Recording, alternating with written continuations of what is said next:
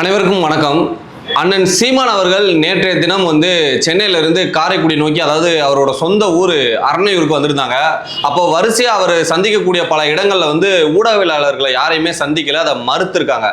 அதற்காக புதிய தலைமுறை என்ன பண்ணியிருக்காங்கன்னா, சீமான் அவர்கள் தவிர்த்ததை பத்தி ஒரு செய்தியை இன்னைக்கு ஒரு முற்றிலும் முரணான ஒரு செய்தியை ஊடகங்கள் வெளியிட்டு இருக்காங்க. அதை பற்றியும், அதே நேரத்தில் நேற்று திருப்பூர்ல நாம் தமிழர் கட்சியினர் திமுக ஒருத்தர் தாக்கப்பட்டதை கண்டித்து ஒரு ஆர்ப்பாட்டம் ஒன்று நடத்தியிருக்காங்க. அது எதற்காக அந்த ஆர்ப்பாட்டம் அப்படிங்கிறத பற்றியும் இன்றைக்கு ஆனந்தன் டாக்ஸ் வலைவலியில மிக தெளிவா பார்ப்போம். அரசியல்ல நீங்க தலையிடலனா கட்டாயம் அரசியல் உங்க வாழ்க்கையில தலையிடும். அண்ணன் சீமான் அவர்களுடைய அப்பா, அதாவது செந்தமிழன் அவர்கள் இறந்து 5 வருடங்கள் ஆயிடுச்சு. அதோட 5ஆம் ஆண்டு நினைவேந்தல் அண்ணன் சீமான் அவர்களுடைய சொந்த ஊரான சிவகங்கை மாவட்டம் இளையாங்குடி வட்டம் அரணையூர் கிராமத்தில் உங்களுக்கு எல்லாருக்குமே தெரியும். வருடம் பொங்கல் அப்போ ஒரு கபடி போட்டி நடக்கும். அது தேசிய தலைவர் விளையாட்டு திடல். அந்த விளையாட்டு திடல்ல கிழக்கு பகுதியில் அவருடைய நினைவிடம் இருக்கு. அந்த நினைவிடத்தில் அண்ணன் சீமான் அவர்கள் வருடம் நினைவேந்தல் செஞ்சுட்டு போவாங்க, மலர் வணக்கம் செலுத்துவாங்க. இந்த வருஷம் 5வது வருடம்ங்கிறதுனால அண்ணன் சீமான் அவர்கள் அங்கே வந்தாங்க. அந்த நினைவிடத்தில் அப்பாவுக்கு மலர் வணக்கம் செலுத்த இருந்தபோது சென்னையில் காலையில் பார்த்தீங்கன்னா ஒரு 10 to 10:30 அங்கே இருக்கக்கூடிய ஏர்போர்ட்டுக்கு அண்ணன் வராங்க. விமானத்தின் மூலியமாக மதுரைக்கு வர்றதுக்காக அங்கே வரும்போது புதிய தலைமுறையோட செய்தியாளர் அண்ணன் சீமான் அவர்கள்ட்ட போய் வேகமாக போய் ஒரு பேட்டி எடுக்கிறாங்க. எப்பயுமே புதிய தலைமுறையாக இருக்கட்டும் இல்லை மற்ற சேனலாக இருக்கட்டும், அண்ணன் சீமான் அவர்கள்ட்ட ஊடகங்கள் எப்பயுமே பேட்டிக்கு நிற்பாங்க.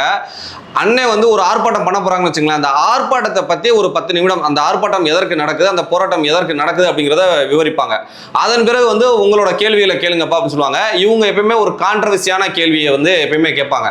அதுல அண்ணனுக்கு ஒரு பதில் கொடுப்பாங்க இல்லையா, அதுல ஏதாவது சர்ச்சைக்குரிய விஷயங்களாக இவங்க திணிக்க முடியுமா அப்படின்னா அதை மட்டும் எடுத்து, அந்த ஆர்ப்பாட்டம் எதற்கு நடக்குது, அந்த மாநாடு எதற்கு நடக்குது, மக்களுக்கு அங்கே என்ன பிரச்சனை, இதுகள்லாம் காட்டாம அந்த கான்ட்ரவர்சியான ஒரு சில கேள்விகளை கேட்டு அதை கொஞ்சம் திரிச்சு மக்கள் மத்தியில் சுவாரஸ்யமா வேற மாதிரி நெகட்டிவா கொண்டு போய், பாத்தீங்களா இவரை பத்தி அண்ணன் சீமான் அவர்கள் இப்படி பேசிட்டாங்க, இவரை பத்தி இப்படி பேசிட்டாங்க, சீமானோட பார்வை இப்படி இருக்கு அப்படின்னு அவங்க செய்திகளை கொடுப்பாங்க.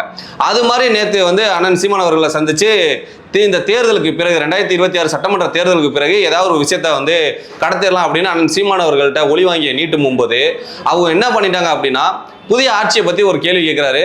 புதிய ஆட்சி, புதிதாக ஒரு ஆட்சி அமைஞ்சிருக்கு, அது புதிய ஆட்சி அப்படின்னு சொல்லிட்டு போயிட்டாரு. அதற்கப்புறம் விஜய் அவர்கள் ஒரு நடிகர் தானேன்னு சொல்லிட்டு அந்த நடிகரை பத்தி உள்ள இழுக்கிறாப்ல, போப்பா போப்பா அப்படின்னு சொல்லிட்டு அண்ணன் சீமான் அவர்கள் ஃபிளைட் ஏறிட்டாங்க. ஏறி திருப்பி மதுரை மதுரையில இருந்து காரைக்குடிக்கு அங்க இருக்கக்கூடிய கட்சிக்காரர் ஒருத்தர், அவர் ஒரு இறப்பு, அந்த இறப்புக்கு அண்ணன் சீமான் அவர்கள் காரைக்குடிக்கு போனாங்க. அந்த இறப்புல கலந்துகிட்டு இருக்காங்க. அதற்கு மத்தியில் அத்தனை ஊடகவியலாளர்களும் கையில மைக்கு அவங்களோட சேனல்ல வச்சுக்கிட்டு அண்ணன் சீமான் அவர்கள்ட்ட முந்தி போய் ஏதாவது பேட்டி எடுக்கிறதுக்காக போய் நிற்கிறாங்க. ஒரு இறப்புல அப்பதான் மாலையை போட்டுட்டு அண்ணன் ஒரு கட்சிக்காரர், தனக்காக வேலை செஞ்ச ஒரு நபர், அவருடைய இறப்பு அந்த இறுதி சடங்குல கலந்துக்கிறாங்க. கலந்துகிட்டு வரும்போது அந்த இடத்துலயே மைக்கை கொண்டு நீட்டிக்கிட்டு எதையாவது கேட்டலான்னு வந்தாங்க.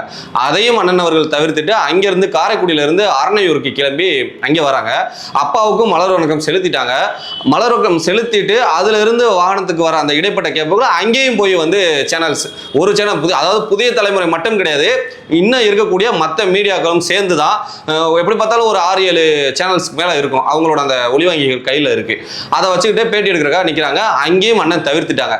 இப்போ இதை எல்லாத்தையும் பார்க்கக்கூடிய இந்த புதிய தலைமுறை என்ன பண்றாங்கன்னா, சரி நமக்கு ஒரு சுவாரஸ்யமான எந்த தகவலும் எந்த செய்திகளும் கிடைக்கல, நம்ம வேற இதை வச்சே ஒரு சுவாரஸ்யத்தை கொடுத்துடலாம்ட்டு இன்னைக்கு காலையில இருந்து என்ன சொல்றான் அப்படின்னா, ஒரு பொய்யான தகவலை கொடுக்குறான்.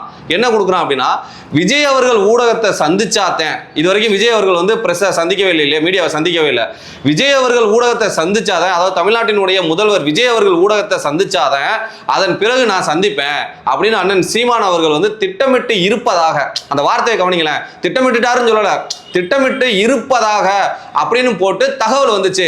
இப்போ நம்ம மேல ஏதாவது ஒன்று போட்டோம்னு வச்சுக்கலாம், ஒரு வழக்கே போட்டோம்னு வச்சுக்கலாம், நான் ஒரு சந்தேகத்தின் அடிப்படையில் சொன்னேன், எனக்கு அது மாதிரி தகவல் வந்துச்சு அப்படிங்கிற மாதிரி மக்கள் மத்தியில் அந்த செய்தியை பரப்புறான். ஆனா அது பார்க்கக்கூடியவங்களுக்கு என்ன வரும்னா, என்னப்பா ஆமா சீமான் கேட்கிறாரு, இப்படி கேட்கிறாரு, எதற்கு அவர் இன்னும் அந்த விஜயை விட்டு தொலைக்கலையா அப்படின்னு ஒரு தரப்பினரும், அதை நாம் தமிழர் கட்சியில் இருக்கக்கூடியவங்களும் அதை மாற்றி மாற்றி ஏதாவது விவாதம் பண்ணி அதை ஒரு கான்ட்ரவர்சி ஆகணும் அப்படிங்கிற மாதிரியாவே ஒரு சர்ச்சையா ஒரு டிஆர்பிக்காக இந்த எச்சத்தனமான வேலையை புதிய தலைமுறை ஊடகம் பார்த்திருக்கு.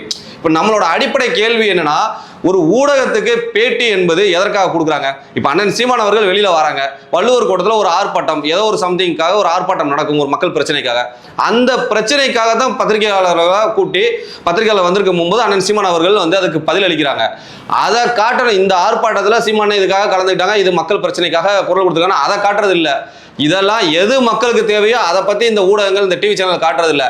விஜய் இப்போ தான் குளிக்க போனார், விஜய் 8:05 எந்திரிச்சாரு, 8:15 குளிச்சுட்டு வெளில வந்தார், 8:10 இட்லி சாப்பிட்டாரு, 8:20 காரில் இது மாதிரி 1.5 கோடி ரூபா காரில் ஏறினாரு, 9:10 இது மாதிரி தலைமைச் செயலகத்துக்கு வந்தார், இத்தனை பேரோட பாதுகாப்போட வந்தார்.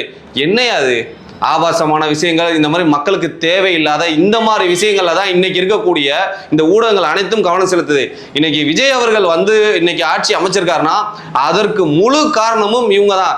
எந்த அரசியலை இங்க மக்கள் மத்தியில பேசிக்கிட்டு இருந்தாங்களோ அதை எல்லாத்தையும் தவிர்த்துட்டு பேசவே இல்லைங்க. அவரை பெரிய பிம்பமா காட்டும் போது யாருக்கா இருந்தாலும் ஒரு கோபம் வரும்ல. இப்போ இதில் என்ன சொல்கிறாங்கன்னா, நாம் தமிழர் உறவுகள்லாம் வந்து ஊடகங்களை தவிர்க்கணும்னு ஒரு சொல்கிறாங்க. அண்ணன் சீமான் அவர்கள் எப்போ எதற்காக சந்திக்கணும், என்ன கேட்கணும், என்ன பேசணும் அப்படிங்கிறது அண்ணன் சீமான் அவர்களுக்கு நல்லா தெரியும். அவங்க சந்திக்க வேண்டிய நேரத்தில் நிச்சயமாக சந்திப்பாங்க. நேற்று நடந்த 2 நிகழ்வுமே வந்து அப்பா தவறுனதுக்கான ஒரு நினைவு நாள் நிகழ்வு. கட்சிக்காரர் ஒருத்தர் தவறிட்டாரு. இந்த மாதிரி சூழ்நிலைகள் அண்ணன் வந்து சென்னையிலேருந்து கிளம்பி சொந்த மாவட்டத்துக்கு, சிவகங்கை மாவட்டத்துக்கு வந்துகிட்டு இருக்கக்கூடிய சூழ்நிலையில் அந்த மனநிலையில் என்ன பேசுவாங்க? தனக்காக பணி செஞ்ச ஒருத்தன் அவன் தவறிட்டான், தனக்காக ஒரு ஒரு ஒரு கிட்டத்தட்ட அவர் ஒரு கட்சிக்கார நிர்வாகியாக மட்டும் இல்லை, கூட அண்ணன் சீமான் அவர்களுக்கு ஒரு தம்பியாக இருந்து, ஒரு பொறியாளர் வேற ஒரு தம்பியாக இருந்து நிறைய விஷயங்கள்ல வந்து அண்ணனோட கலந்து பேசி ரெகுலரா பேசிக்கிட்டு இருக்கக்கூடிய ஒரு நபர் தவறிட்டாரு. தன் தம்பி இறந்த அந்த துக்கத்துல அண்ணன் சீமான் அவர் வந்துட்டு இருக்காங்க. அந்த இடத்துல வந்து மைக்க நீட்டிக்கிட்டு இருந்தா அந்த இடத்துல என்ன பேச முடியும்? அதை தயவு செஞ்சு நன்கு புரிஞ்சுக்கணும். ஊடகங்களை அண்ணன் சீமான் அவர்கள் ஒருபோதும் அவாய்ட் பண்ண மாட்டாங்க. ஊடகத்துக்கு ஒரு பிரச்சனைனால முதல் குரல் வந்து அண்ணன் சீமான் அவர்கள் குரலாக தான் இருக்கும். ஊடகங்களுக்கு கேள்விகள் இல்லைனாலும் வேற ஏதாவது கேள்விகள் இருக்காப்பான்னு சொல்லி கேட்டு அதுக்கு ஏத்தாப்புல பேசக்கூடிய நபர் தான் அண்ணன் சீமான் அவர்கள். நிச்சயமாக உங்களை வந்து சீமான் அவர்கள் வெறுக்க இல்லை. விஜயை கம்பேர் பண்ணி பேசுறதையும் தயவு செஞ்சு இந்த ஊடகங்கள் அவாய்ட் பண்ணிக்கிறங்க அப்படின்னு கேட்டுக்கிறேன். சரி, இது ஒரு புறம் இருந்தா அடுத்து என்னன்னா, அதே நாம் தமிழர் கட்சி தேர்தலை முடிஞ்சு உங்க எல்லாருக்குமே தெரியும், ஒரு சின்ன ஒரு சர்க்கிள் இருந்துச்சு, நமக்கு ஒரு 4% வாக்குகள் வந்து விழுந்திருக்கு. இதற்கு காரணம் அப்படி இப்படின்னு நம்ம நிறைய விஷயங்கள் இருந்தாலும் இந்த இடத்துல திருப்பூர் மாவட்டத்தில் அங்கே இருக்கக்கூடிய திமுகவினுடைய விவசாய அணி பொறுப்பாளர் ஒருத்தர் அங்கே ஒரு பிரச்சனை நடந்திருக்கு. அந்த பிரச்சனையில் அவர் வந்து ஒரு வட மாநிலத்துக்காரவங்க இருந்து ஒரு 2 பேர் சண்டை போட்டுக்கிட்டு ஒரு பேசிட்டு இருப்பாங்களா, தம்பி கொஞ்சம் ஓரமாக இருங்க, இந்த மாதிரி பொது இடத்துல அப்படி பண்ணாதீங்கன்னு ஒரு கண்டிச்சுட்டு அவர் மளிகை கடைக்கு போயிருக்காரு. அந்த ஏரியாவினுடைய ஒரு நபர் அந்த இடத்துல நின்று பேசிக்கிட்டு இருக்காரு நண்பர்கிட்ட. இந்த கண்டிக்கப்பட்ட, அதாவது அந்த ஏரியாவில் இருக்கக்கூடிய அந்த வட மாநிலத்தவர் வேலைக்காக வந்திருப்பார் இல்லையா, அவர் விறுவிறுன்னு போய் அவருடைய பகுதியில் இருக்கக்கூடிய, அவர் குடியிருப்பில் இருக்கக்கூடிய உறவு எல்லாத்தையும் சொல்லி கிட்டத்தட்ட 50-100 பேர் இருப்பாங்க. அந்த 50-100 பேரும் வந்து அவரை வந்து தாக்குறாங்க. தாக்கும்போது அவர் எதிர்த்தாக்க 50 பேர் இருந்து பண்ணும்போது என்ன பண்ண முடியும்? எல்லாம் சின்ன சின்ன இளவட்ட பசங்க, அவங்க எல்லாரும் சேர்ந்து ஒன்னா சேர்ந்து இந்த நபரை தாக்குறாங்க. உடனே பக்கத்தில் இருக்கக்கூடிய கடையில் போய் ஏதோ ஒரு பொருளை எடுத்துட்டு அவர் வந்தோன்னா உடனே எல்லாரும் சிதறி ஓடுறாங்க. இப்படி அவர் மேல தாக்குதல் பண்ணியிருக்காங்க. இந்த செய்திகள் வந்து ஊடகங்கள் மூலியமா இங்க இருக்கக்கூடிய பத்திரிகை மூலியமா காவல் நிலையத்தில் புகார் கொடுத்திருக்காங்க. இதை தெரிஞ்சு நாம் தமிழர் கட்சி உறவுகள் அவரை போய் நேரில் சந்திச்சு அவரை நலம் விசாரிச்சுட்டு, இந்த விஷயம் இப்படியே போச்சுன்னா தொடர்ச்சியா பார்த்தீங்கன்னா இங்க இருக்கக்கூடிய பெண்களுக்கான பாதுகாப்பு கிடையாது. ஏற்கனவே இதே போல இங்க நிறைய சிக்கல்கள் நடந்திருக்கு. இதே போல ஒருத்தர் வந்து ஏற்கனவே தாக்கப்பட்டிருக்காரு. இப்படி அங்கே வந்து அதிகமாக இருக்குது. நாம் தமிழர் கட்சி ஏற்கனவே என்ன கோரிக்கை வைக்குது அப்படின்னு கேட்டீங்கன்னா, இந்த விஷயத்துக்கு வெளி மாநிலத்துக்குள்ள யாரும் தமிழ்நாட்டுக்குள்ள வரக்கூடாதுன்னு சொல்லலை, நல்லா புரிஞ்சுக்கணும். ஏன்னா இதை திருச்சி இந்த ஊடகங்கள் சொல்லும், வெளி மாநிலத்தவர்கள் வரட்டும், அவங்க வந்து வேலைகள் செய்யட்டும், ஏன்னா நம்ம உறவுகளும் இதே போல வேலை தேடி வெளியில போறாங்க வராங்க, எல்லாமே இருக்க தான் செய்யுது. ஆனா ஒரு வேலை வாய்ப்புன்னு வரும்போது அந்த வேலை வாய்ப்புல 80% ஒரு நிறுவனத்தில் நம்ம வேலை செய்யறோம்னா அந்த நிறுவனத்தில் நமக்கு 80% வாய்ப்பு வந்து தமிழர்களுக்கும் 20% வாய்ப்பு வந்து மற்றவர்களுக்கும் கொடுக்கணும் அப்படிங்கிற கோரிக்கையை நாம் தமிழர் கட்சி தொடர்ச்சியா வச்சுட்டு வருது. அது மட்டும் இல்லாம வெளி மாவட்டத்தில், வெளி மாநிலங்கள்ல, அதாவது வெளி மாவட்டம் இல்ல, வெளி மாநிலங்கள்ல இருந்து, வெளிநாடுகள்ல இருந்து வரக்கூடியவங்களுக்கு உள் நுழைவுச்சீட்டு, அதாவது அவங்க யாரு, எதற்காக வந்திருக்காங்க, எந்த கம்பெனிக்கு வந்திருக்காங்க, உங்களுக்கு புரியுறபடி சொல்லணும்னா, நம்ம நாட்டில இருந்து வெளிநாட்டுக்கு போறோம்ல, அப்ப வந்து விசா எடுக்கணும், பெர்மிட் எடுக்கணும் அப்படின்னு சொல்றாங்க இல்லையா, அங்க எதற்காக நம்ம போறோம், எந்த கம்பெனிக்கு போறோம், எந்த வேலைக்காக போறோமா, இல்ல டூரிஸ்ட் விசால போறோமா அப்படின்னு எப்படி வெளிநாடு சிங்கப்பூரோ மலேசியாவோ எங்க போனாலும் எப்படி விதிமுறை இருக்கோ, அதே போல இந்தியாவுக்குள்ள வேற மாநிலத்திலிருந்து இங்க வரும்போது இவர் இந்த கம்பெனிக்கு வேலைக்கு வராரு, இத்தனை பேரோட வராரு, இத்தனை நாட்கள் இங்க தங்குவாரு, இந்த இடத்துல தங்கி இருக்காரு அப்படிங்கிற தகவலை நம்மளுடைய தமிழக அரசாங்கம் வாங்கி வச்சுக்கிட்டாதான் நாளை பின்ன ஏதாவது ஒரு பிரச்சனையா இருந்தாலும் யார் வந்திருக்கா, என்ன காரணம், என்னங்கிறத விஷயங்கள் தெரியும். தவறுகள் வந்து குற்றங்கள் நடக்காம அவாய்ட் பண்ணும் அப்படிங்கறக்காண்டி நம்ம நாம் தமிழர் கட்சி ஏற்கனவே தொடர்ச்சியாக கோரிக்கை வச்சுக்கிட்டு இருந்தாங்க. இப்ப இருக்கக்கூடிய இந்த அரசாங்கம் இந்த அரசாங்கத்துக்கு நாம் தமிழ் கட்சி நேற்று இந்த வடமாநிலத்தவர் வந்து தாக்கின இந்த விஷயத்துல ஒரு கண்டிச்சு ஒரு போராட்டம் நடக்குது, ஆர்ப்பாட்டம் நடக்குது. அதுல உள் நுழைவுச்சீட்டை வந்து நீங்க வந்து கொண்டு வரணும் அப்படின்னு தான் வந்து நாம் தமிழ் கட்சிக்காரவங்க போராடி இருக்காங்க. இதுக்கு வந்து குற்றம் சாட்டப்பட்டவர் மீது நடவடிக்கை எடுக்கணும் அப்படிங்கிற தகவலையும் சொல்லியிருக்காங்க.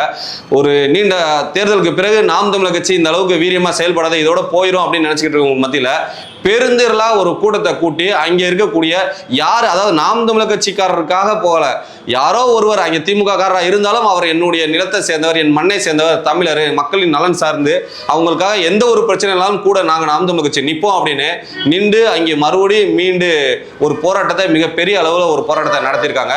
அந்த உறவுகளுக்கும் நம்ம நன்றி தெரிவிச்சுட்டு மற்றும் ஒரு காணொலியை சந்திப்போம். நன்றி. அரசியலில் நீங்கள் தலையிடலைன்னா கட்டாயம் அரசியல் உங்கள் வாழ்க்கையில் தலையிடும்.